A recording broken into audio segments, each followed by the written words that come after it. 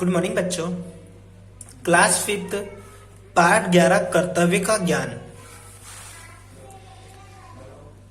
युद्ध क्षेत्र में अर्जुन को मोह ने घेर लिया। वे अपने ही भाई बंधु मित्रों व संबंधियों को मारना नहीं चाह रहे थे। ऐसे समय में श्री कृष्ण ने गीता का संदेश देकर अर्जुन को कर्तव्य का ज्ञान कैसे कराया, आइए पाठ पढ़कर जाने।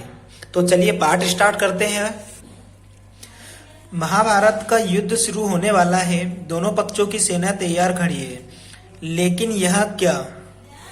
महावीर अर्जुन अपने सारथी श्री कृष्ण से कहता है, मैं युद्ध नहीं करूंगा। मैं देख रहा हूं शत्रु सेना में खड़े सब योद्धा मेरे स्वजन हैं।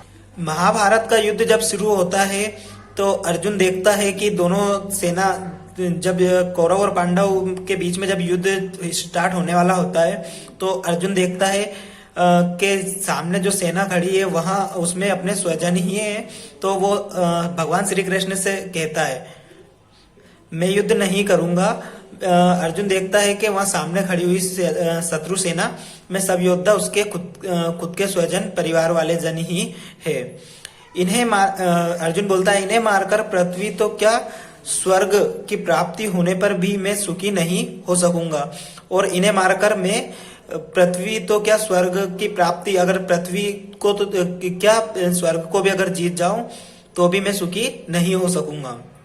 फिर भगवान श्री कृष्ण ने अनेक प्रकार से धर्म और कर्म की गति अर्जुन को समझाते हैं। आत्मा की अमरता और देह की निसारता का ज्ञान कराते हैं, जिससे अर्जुन के अंदर कर्तव्य की चेतना आती है और वहां युद्ध के लिए तैयार हो जाता है। अर्जुन, बंधु मेरे रथ को दोनों सेनाओं के बीच में ले चलिए, जिससे मैं देख सकूं कि मुझे किस से युद्ध करना है। अर्जुन भगवान श्री कृष्ण से बोलता है कि बंधु मेरे रथ को दोनों सेनाओं के बीच ले चलो, मुझे देखना है कि मुझे किस से युद्ध करना है। श्री कृष्ण, जैसी तुम्हारी इच्छा, ऐसा बोलकर वो रथ को आगे बढ़ाकर, हे पार्थ, इस स्थान से तुम सभी वीरों को देख सकते हो, और बोलते हैं कि इस स्थान से सभी वीरों को तुम देख सकते हो। अर्जुन शत्रु पक्ष की ओर देखकर, अरे यहाँ मैं क्या देख रहा हूँ? यहाँ तो पितामह भीष्म, गुरु द्रोणा और मामा शल्य खड़े हैं। क्या इस युद्ध में विजय पाने के लिए मुझे अपने गुरुजन और संबंधियों का वध करना होगा? अर्जुन बोलता है कि अर्जुन वहां पर देखता है, वहां पर सब उसके ही परिवार वाले जन खड़े थे।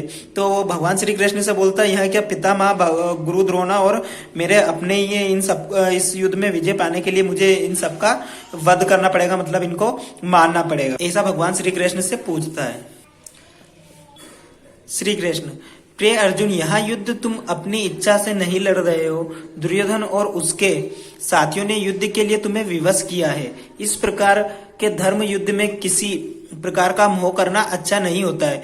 भगवान श्री कृष्ण अर्जुन को समझाते हैं कि हे अर्जुन, यहाँ युद्ध तुम अपनी स्वेच्छा से, अपनी मर्जी से नहीं लड़ रहे हो। दुर्योधन और उसके साथियों ने तुम्हें इस युद्ध को लड़ने के लिए विवश किया है। इस प्रकार के धर्म युद्ध में किसी प्रकार का मोह करना अच्छा नहीं होता है। अर्जुन धनुष बाण रखते हुए, हे कृष्ण, मैं यह युद्ध नहीं करूंगा। मैं अपने स्वजनों को के वध के लिए गांडीव नहीं उठाऊंगा। मुझे ऐसी विजय नहीं चाहिए। और धनुष बाण को रखकर अर्जुन बोलता है कि मैं यह युद्ध नहीं करूंगा और मुझे अपने स्वजनों का वध करके जो विजय मिले वो विजय मुझे नहीं चाहिए। श्री कृष्ण, वीर अर्जुन, तुम आज कैसी कायरों सी बातें कर रहे हो? तुम्हें युद्ध स्थल में यहाँ अज्ञान कैसे हुआ? हृदय की दुर्बलता त्याग, युद्ध करो। और भगवान श्री कृष्ण अर्जुन से बोलते हैं कि तुम ये क्या कायरो जैसी बातें कैसे कर रहे हो, और युद्ध के लिए उन्हें आगे बढ़ने के लिए कहते हैं। अर्जुन, भगवान मुझे युद्ध के लिए विवश न करे। अपने ही संबंधियों पर मैं किस प्रकार शस्त्र उठा सकूंगा? और अर्जुन बोलता है कि मैं अपने संबंधियों पर शस्त्र किस प्रकार उठा सकूंगा, ऐसा अर्जुन बोलता है। श्री कृष्ण, यहाँ वीरों का धर्म नहीं है।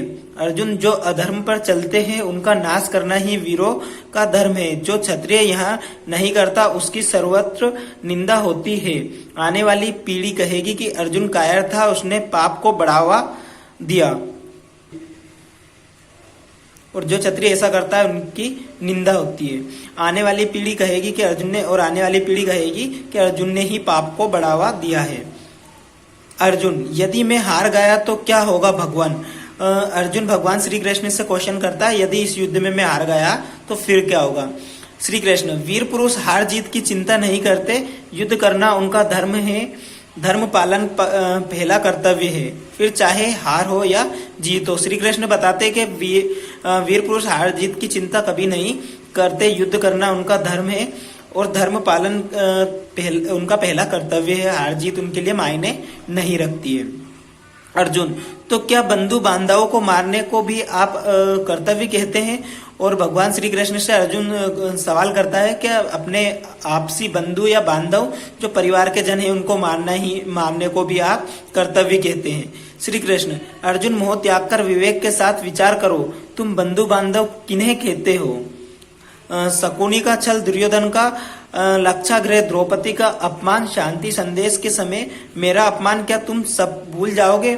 और भगवान श्री कृष्ण पुरानी बातें याद दिलाकर बोलते हैं कि तुम बंधु बांधव किन्हें कह रहे हैं? जो मामा शकुनी ने छल किया था वो, और दुर्योधन का लक्षागृह, द्रौपदी का जो अपमान हुआ था, या शांति संदेश के समय मेरा अपमान किया था, ये सब तुम भूल गए हो क्या? ऐसा भगवान श्री कृष्ण अर्जुन को याद दिलाते हैं।